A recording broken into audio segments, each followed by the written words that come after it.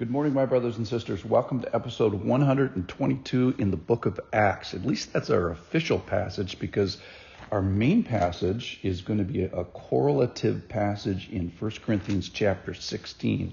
Let me tell you where we are in the book of Acts. This is Acts 19:21. Now, after these events, Paul resolved in the Spirit. This is how he's making decisions. He decided, it seems good to me, to pass through Macedonia and Achaia and go to Jerusalem, saying, after I've been there, I must also see Rome. We talked about this yesterday, a massive trip, thousands of miles, basically the distance from Los Angeles to New York, down to Key West. This is a huge planning thing that Paul is doing here, ending in Rome, which is also going to end in his death. Okay, verse 22, and having sent into Macedonia two of his helpers, Timothy and Erastus, he himself, Paul, stayed in Asia, that is Ephesus, because that's the Roman province of Asia, for a while. So the context is that Paul is in Ephesus, which is the capital of a Roman province called Asia. He's basically working for a good bit of time, establishing the 7 churches of the Revelation, because they're all relatively nearby. He's visiting them, and then he's reasoning in the synagogue, and we find him arguing and debating and reasoning in the house of Tyrannus daily as he is staying in Ephesus.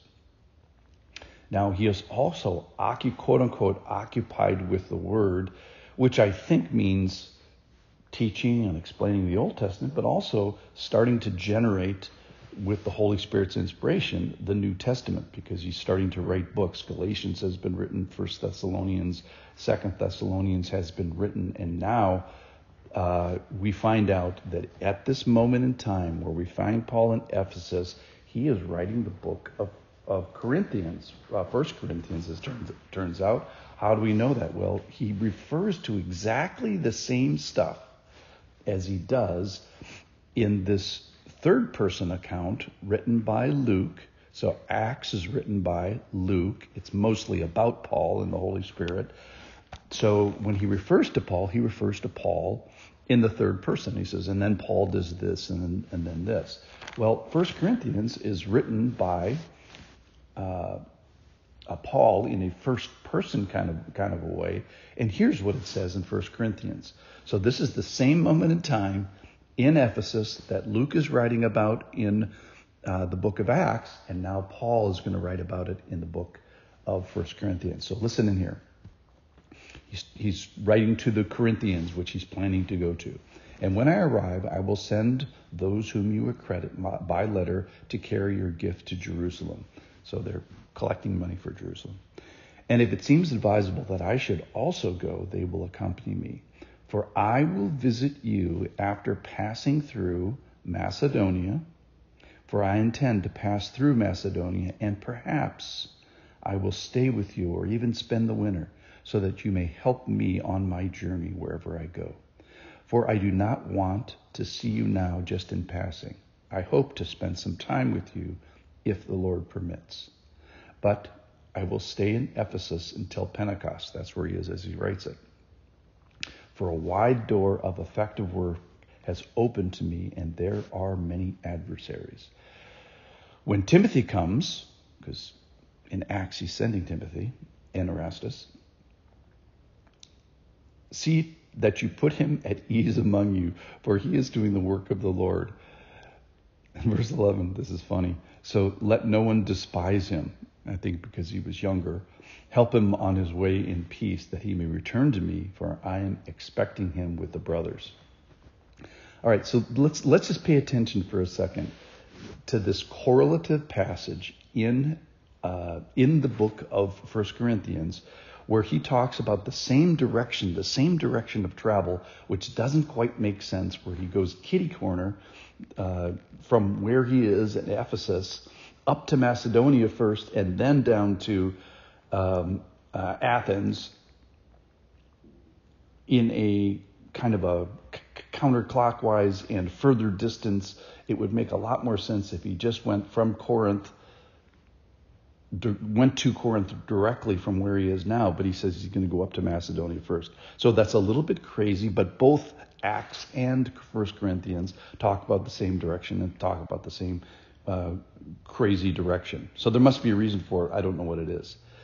Second thing is how long, the duration. So the direction is crazy. The duration, he wants to stay a winter. Now, he's already stayed with the Corinthians 18 months, so he knows them very, very well. And he says that he wants to stay with them a good bit of time, maybe stay over for a winter. But in the meantime, he's going to stay in Ephesus. And then one of the things I thought was important in this was the emphasis on how he makes decisions. We've been talking about that for a couple of days, and how he expresses his desires. And in other words, how does a Christian make plans? And he says soft words like, I intend to, perhaps I will, I want to, I hope to, I will stay in Ephesus.